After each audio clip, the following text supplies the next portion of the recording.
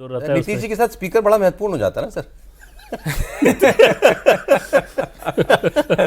नहीं, देखिए आप देखेंगे कि 6 महीने में नीतीश जी की जो भाषा थी, जो हाव भाव था, व्यवहार था, उसमें बहुत ही आमूल परिवर्तन आया है।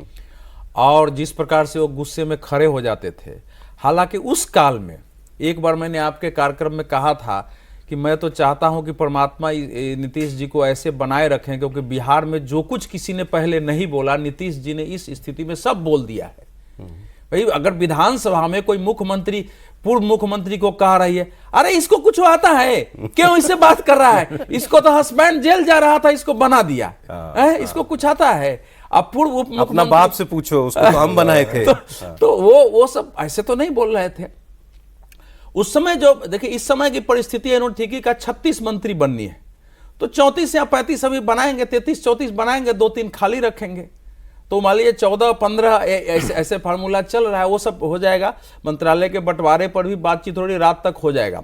मूल बात थी कि भारतीय जनता पार्टी ने इस बार एक पार्टी के रूप में चुनाव लड़ा।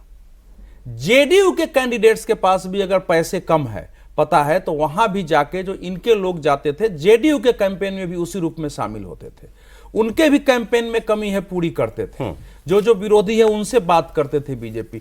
तो सरकार में भी उस निरंतरता को बनाए रखना है। अभी बिल्कुल एक निरंतरता बनी रहे कि एनडीए एकजुट हो, और धीरे धीरे आईएनडीआईए को कमजोर करना है, तो ये मैसेज हमको देना पड़ेगा आगे।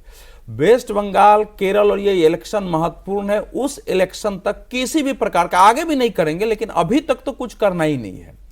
तो इसलिए नीतीश जी के चेहरे पर चुनाव लड़ा, नीतीश जी को मुख्यमंत्री बनाए रखना है।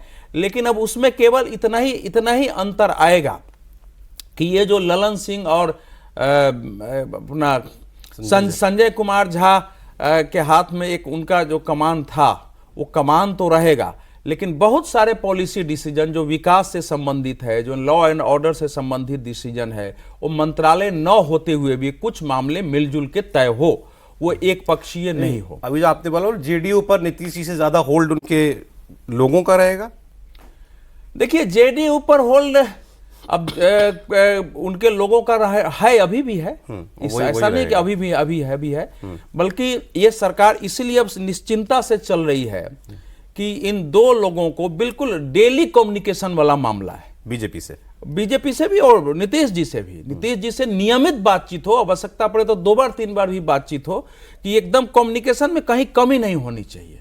तो वो एक नियमित संवाद। साफ बता दीजिए, नीतीश जी 5 साल मुख्यमंत्री रहेंगे? देखिए ये नीतीश जी की इच्छा पर निर्भर करेगा। भारतीय जनता पार्टी उनको हटाने की मन स्थिति में नहीं है।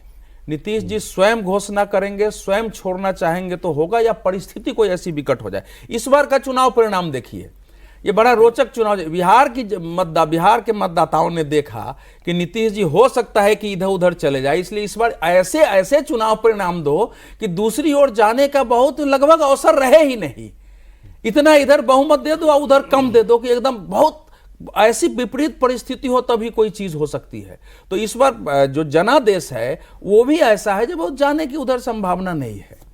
तो इस बार तो उसके वो मन बना लेंगे तो कुछ करेंगे। नहीं मन बना भाई क्या ज्यादा ओवैसी जी को जाके बोलना पड़ेगा, भाई आप भी आ जाओ। नहीं 117 इधर है ना। हाँ। तो मन क्या बनाना है, तो इधर ज्यादा ताकत है वो कर लेने की, इसलिए इस बार जनादेश ऐसा है। तो संजोग से 120 नहीं हुआ। नहीं, बट मैं सीरियसली पूछ रहा हूँ, क्योंकि इतनी बात हमने चुनाव के दौरान की है कि बीजेपी अपना सीएम बनाना चाहेगी इस बार अगर हम जीते। जेडीयू वैसी नहीं रहेगी, अब जेडीयू हो गई बनाना चाहने का कोई सवाल मजबूत। हाँ, तो बीजेपी अपने चाहने से नहीं कर पाएगी। नहीं बीजेपी ने चाहा ही नहीं कि हमको सीएम बनाना है। बिल्कुल ये बिल्कुल तो ये 5 साल ये सवाल नहीं उठेगा।